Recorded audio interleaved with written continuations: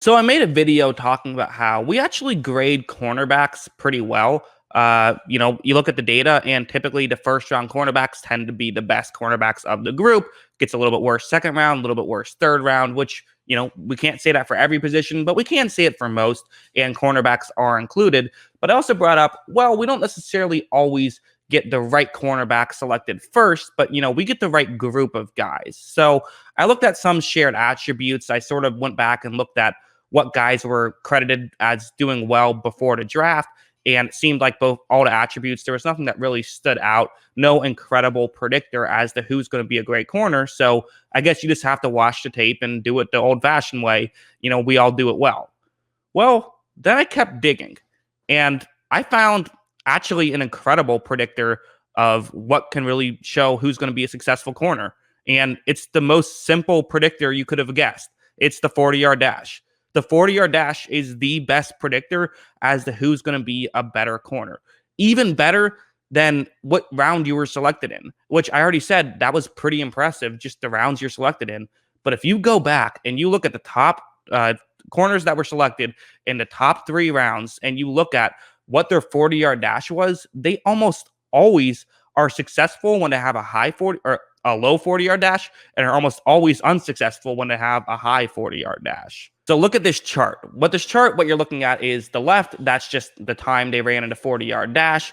And then for what you see on the right, if you look all the way to the right, like the top number is 23 out of 24. What I did was for every single player that was eligible, I simply just graded them on a scale of 1 to 3, 1 being the worst, 3 being the best. So 2 being sort of okay, 3 is great, 1 is not so great. And yes, that number is very much real. That's 23 out of 24. That means out of all 8 players that were in that category, 7 of them I put in the top category of how good they were, and one of them I put as a 2. That was Grady Williams. I just felt like we haven't seen enough of him for me to give him a 1 or give him a 3, excuse me. But he could end up being a 3. Whereas you look in that middle section, there's a drop-off, a significant drop-off, but you're still more likely to be good than more likely to be bad. Although I should also mention that the majority of those guys happen to just run high 4-4, or excuse me, low 4-4s. I keep getting that confused because, a better 4-4, so sort of under 4-4-5 as opposed to over 4-4-5. And the guys who run a 4-5 plus, they hardly ever work out. I mean, you have to really search for guys who have had success running a, higher than a 4-5. Really, the only 2 guys that have been good that ran that high was Trey White and Marcus Peters. Those were the only guys who I gave a grade of 3 to, and I think both of them have a ton of other incredible qualities that make them good. So if you are going to be selected with a 4-5 or higher, you have to be really good at some other stuff like Trey White and Marcus Peters are. So what does all this tell me? It tells me use the 40 time. And quite frankly, you should really pay close attention to the 40 time. You shouldn't just sort of use it a little bit. You should really focus on the 40 time and have it be a big impact on what you make your decision of. And it's possible that someone just sort of is faster than what their 40 time says, but it's also possible that that's probably not the case. And if someone runs a 4.55, I don't care how good their footwork is, there's a much bigger chance of them being a bust. And in fact, if you were to tell me that here's player X, I don't know who they are, but they ran a 4.53 and they are going to be selected in the top 3 rounds of this next draft, there's about a 90% chance that that guy isn't going to be great. So don't draft him unless you're really blown away by the other stuff.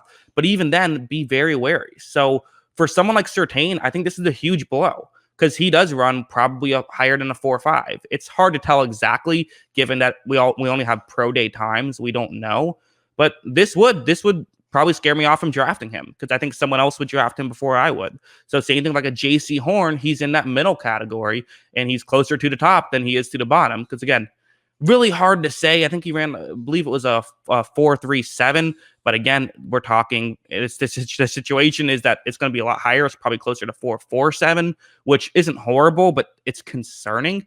And it also means that, hey, maybe some of these guys who are running 4.2s on their pro days, that's going to be 4.3. They're probably going to be really good.